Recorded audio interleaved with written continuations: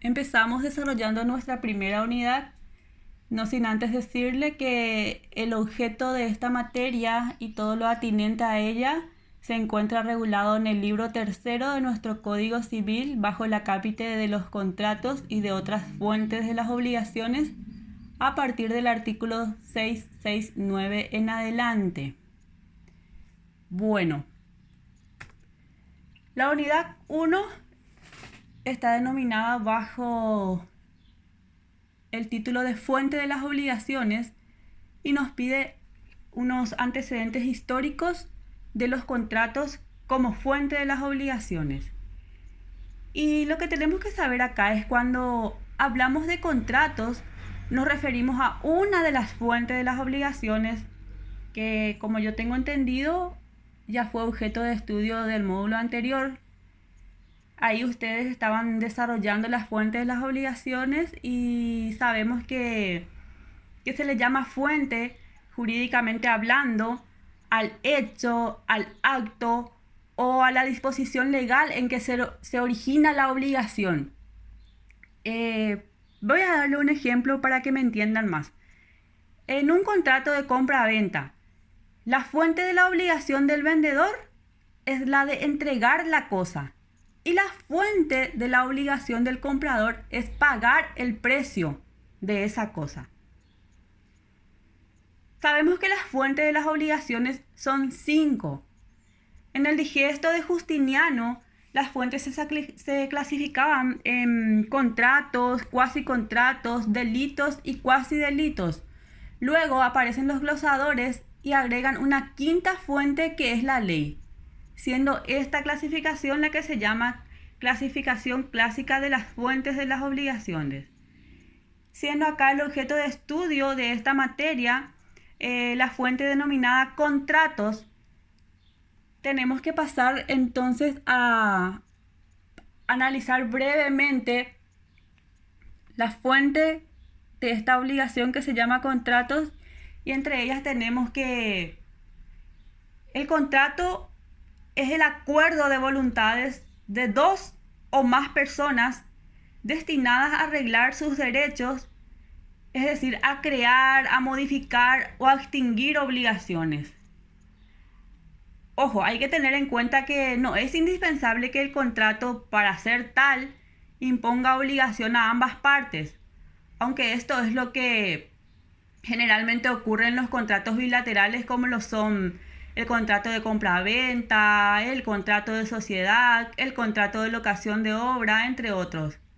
También el contrato puede imponer obligaciones a una sola de las partes, tal como ocurre en los contratos gratuitos o unilaterales. Entre ellos tenemos un contrato típico por excelencia, que es el unilateral, y se denomina contrato de donación, es un contrato gratuito. Pero de esta clasificación vamos a ocuparnos en la unidad número 3. Así que, sintetizando el tema de los contratos unilaterales, se observa que igualmente tiene plena obligatoriedad declarada la voluntad común. Ahora, tenemos que hacer una breve diferenciación entre la convención, el contrato y los pactos en el derecho romano, porque estamos estudiando la parte de los antecedentes históricos de los contratos, de cuál es su importancia, de por qué lo estudiamos, de por qué es el negocio jurídico por excelencia dentro del ámbito del derecho civil privado, y bueno, todo eso. Entonces tenemos que en el derecho romano primitivo, lo que nosotros designábamos como contrato era el pactum o conventio. Así le llamaban los romanos anteriormente. Ahí está. El pactum o conventio, así le llamaban al contrato. Y tenemos que saber que contrato actualmente viene de contraere y se aplica a toda obligación contraída como consecuencia de la conducta humana, ya fuera lícita o ilícita. Sin embargo, el uso fue limitando la palabra contractus o contrato a los acuerdos de voluntades, y ese es el significado que ya tiene en la actualidad o en el derecho clásico. Pero lo que tenemos que saber es que en Roma la voluntad nunca tuvo el papel soberano que más tarde adquirió. Antes no bastaba solamente que se celebre un contrato, sino que para que ella surta efectos era indispensable el cumplimiento de las formas legales, la más importante y difundida de las cuales era la stipulatio. Estamos hablando siempre del derecho romano.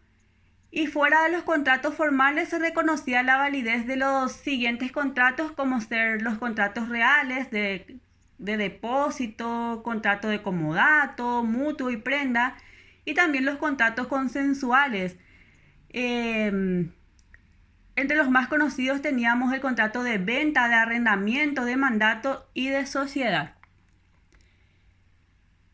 Pasamos al siguiente tema. Es muy pero muy importante saber la diferencia entre contratos y convención. Esto quiero que tengan muy presente. Quiero que se aprendan muy bien la diferencia entre ambos conceptos, porque lo que antes se utilizaban como sinónimos, ahora ya no lo son, sino que hay varias diferencias que hacen que una y la otra ya no sean lo mismo, sino que exactamente, no diría lo contrario, pero falta la celebración de ciertos instrumentos o de ciertos elementos jurídicos para que tengan validez una como la otra. Entonces, como les dije, muy frecuentemente suelen utilizarse los términos contrato y convención como sinónimos, sin embargo, existen entre ellas las siguientes diferencias. El contrato, por ejemplo, es un acuerdo de voluntades destinado a arreglar derechos patrimoniales. ¿Entienden? Los contratos, vuelvo a repetir, son acuerdos de voluntades destinados a arreglar los derechos patrimoniales. La convención, en cambio, se refiere a todo acuerdo de voluntades, sea o no de carácter patrimonial, como puede ser, por ejemplo, el acuerdo sobre el régimen de visita a los hijos convenido por los padres divorciados. Es decir, la convención sería el género y contrato sería la especie. Resumiendo, podríamos decir que todo contrato es una convención, pero no toda convención es un contrato. Eso quiero que sepan muy bien. Todo contrato es una convención, pero no toda convención es un contrato. Asimismo, cabe mencionar que obviamente no todo acuerdo de voluntades es un contrato y por ende acto de reconocimiento jurídico. No lo son, al menos en principio, compromisos para ir a cenar o de pesca o de paseo. No, esos no son contratos. ¿Por qué? Porque no surten un efecto jurídico. Es decir, el contrato supone un concierto de voluntades encaminado a producir consecuencias jurídicas. La idea abarca una amplísima variedad de actos que realizan los individuos en el día a día, desde compras de golosinas o periódicos hasta complejas operaciones de gran volumen, incluso con proyección internacional como emprendimientos comunes o consorcios y una variedad de convenios y combinaciones de acuerdos que puedan realizar las partes en el uso de la libertad contractual, que en principio campea como regla. Es decir, la diferencia más grande radicaría en que el carácter jurídico es lo que falta en la convención. Esa consecuencia jurídica que en el contrato no puede faltar. Dicho esto, cerramos el tema de la diferencia entre contrato y convención y pasamos al siguiente tema, que son los contratos como principio de autonomía de la voluntad. Para hablar de esto, lo que podemos hacer primeramente es dar una breve definición de la palabra contrato. Aquí también es importante que ustedes sepan que nuestro Código Civil no define la figura jurídica de contratos, no trae ninguna definición al respecto. Entonces nosotros lo que hacemos es buscar, ¿verdad?, en alguna enciclopedia, como lo hice yo, en una enciclopedia llamada Enciclopedia Jurídica Omeva, y de ahí traje la definición de contratos, que dice que la palabra contrato proviene del latín contractus, que es sinónimo de contraer y sinónimo de unir, y esta voz deriva del contrao, que entre otras acepciones tiene la de juntar o reunir.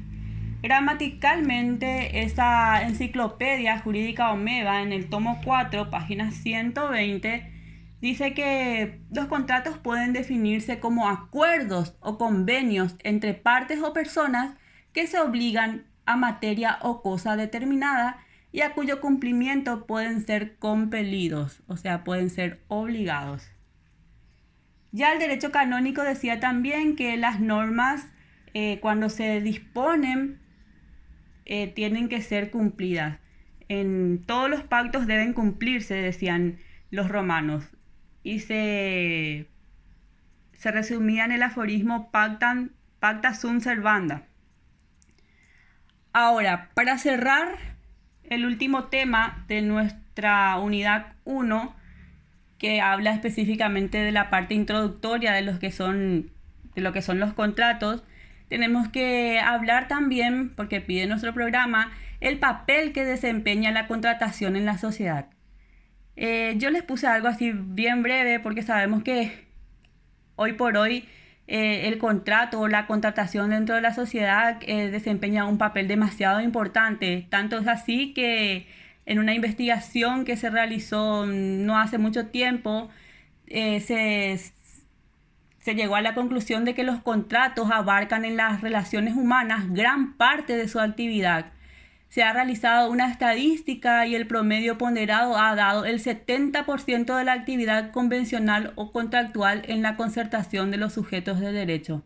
O sea, casi todo hoy en día se hace con base a contratos. Bueno, de estos temas vamos a estar ocupándonos más adelante, porque nuestro programa es bastante amplio. Entonces aquí cerramos la unidad 1. Espero que haya sido de mucho provecho para ustedes. Cualquier consulta, dudas o sugerencias, tenemos nuestro grupo del WhatsApp, como ya les dije. También voy a dejar mi correo electrónico y bueno, cualquier medio telemático que para ustedes sea conveniente. Vamos a tener la plataforma virtual también. Vamos a estar creando nuestro grupo de Zoom para poder interactuar entre nosotros, conocernos. Entonces estoy abierta a cualquier duda, sugerencia o lo que sea. Muchas gracias por la atención.